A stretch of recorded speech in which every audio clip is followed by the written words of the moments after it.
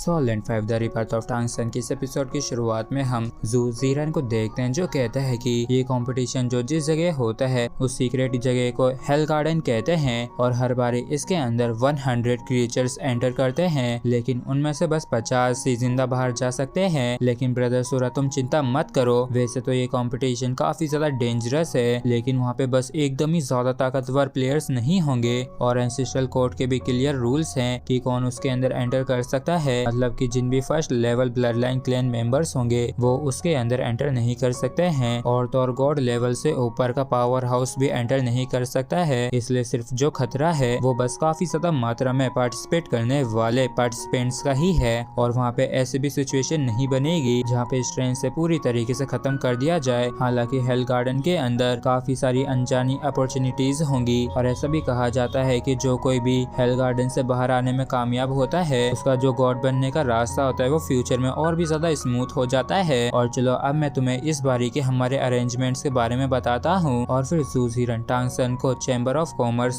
के ऑपरेशन को एक्सप्लेन करता है। और अब भी हेल गार्डन के खुलने में 4 दिन बाकी है, इसलिए टांग सन भी अच्छी खासी तैयारियां कर सकता है। और जू जीरन की अरेंजमेंट्स को सुनने के बाद टांग सन को काफी ज्यादा राहत मिलती है और ऐसा महसूस हो रहा था जैसे कि लिंगजी चैम्बर ऑफ कॉमर्स जो है उसने एंसेस्टर कोलोजियम को रिश्वत दी हो। और इस मसले पे डिस्कस करने के बाद टांग सन व्हाइट टाइगर होटल लौट आता है, जहां होटल के अंदर जांग हाउसवान अब भी टांग सन का ही इंतजार कर रहा था। और यहाँ पे टांग सन के आते ये इससे चीजें पूछने लगता है और टांग सन से ये कहता है कि आखिर मेरी परफॉर्मेंस कैसी थी। तो टांग सन कहता है कि मास्टर आप तो वाकई में एकदम मास्टर लव ही लग रहे थे। और बैटल की तैयारी करने के लिए टांग सन जांग हाउसवान को कुछ मटेरियल्स को खरीद के लाने के लिए कहता है और इसका प्लान अपनी जगह पे एक साउंड प्रूफ एरिया को सेटअप करने का होता है। इसलिए जांग हाउ तुरंत ही मटेरियल्स को खरीद लाता है, जिसके तुरंत बाद टांग सन रूम के अंदर साउंड प्रूफ एरिया को अच्छी तरीके से सेटअप कर देता है। और इस एरिया को देख के जांग हाउसवान कहता है कि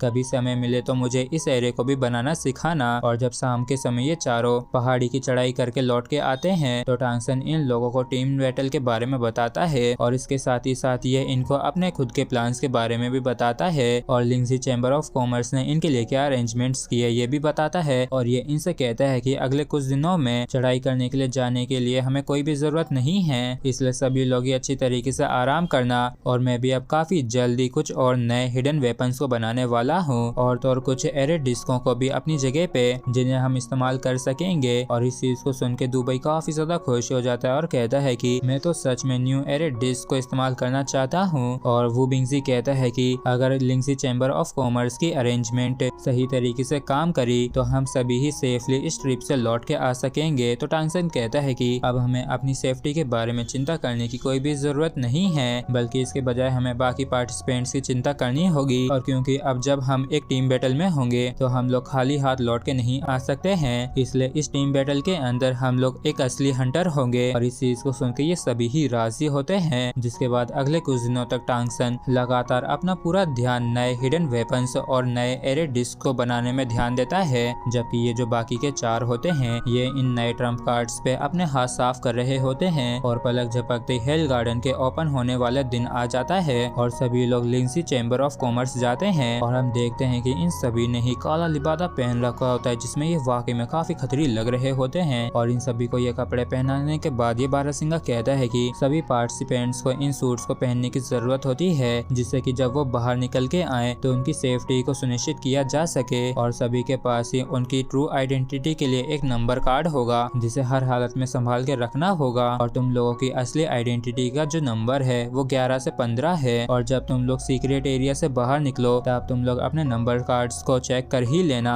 और ब्रदर सूरा आप इस स्टोरेज रिंग को ले लीजिए और आप ज्यादा जिंदा मत किए, वहाँ पे हर चीज हमारे प्लान के अनुसार ही होगी। और जब सब कुछ तैयार हो जाता है इन सभी पार्टिसिपेंट्स को एक एरियाज के अंदर बिठा दिया जाता है जो कि खासकर पार्टिसिपेंट्स के लिए ही बनाया गया था, जो कि सीधे हेल गार्डन के एंट्रेंस की तरफ ही बढ़ता है। और इस एरियाज के अंदर तो एक भी विंडो नहीं होती, बल्कि ये तो पूरी तरीके से सील होता है, जिससे कि पार्टिसिपेंट्स को पता ना चल सके कि इस हेल गार्डन का जो एंट्रेंस है वो आखिर किस जगह पे है। और लगातार 2 घंटे ट्रेवल करने के बाद ये केरियाज बैटल साइड पे पहुंच जाता है, जहाँ पे दरबारी कहता है कि सभी लोग केरिया से बाहर आ जाओ क्योंकि एंट्रेंस अब बस खुलने को है। और हम देखते हैं कि टांग सन की टीम के साथ साथ यहाँ पे और भी कई सारी टीम्स आई होती हैं, जिन्हें देख के टांग सन मन में कहता है कि जैसा कि एक्सपेक्ट किया था उन सभी सभी ने ही एक जैसी ड्रेस पहन रखी है जिससे कि उन्हें पहचान पाना काफी मुश्किल हो जाता है। और तभी हम 3 बंदों को देखते हैं जो कि एंट्रेंस के सामने खड़े होते हैं और ये कहते हैं कि हमारे पीछे हेल गार्डन का एंट्रेंस है और अपने अपने नंबर कार्ड्स को बाहर निकाल लो जिससे कि नंबर वाइज अंदर एंटर कर सको। और जब तुम लोग बाहर निकल के आओगे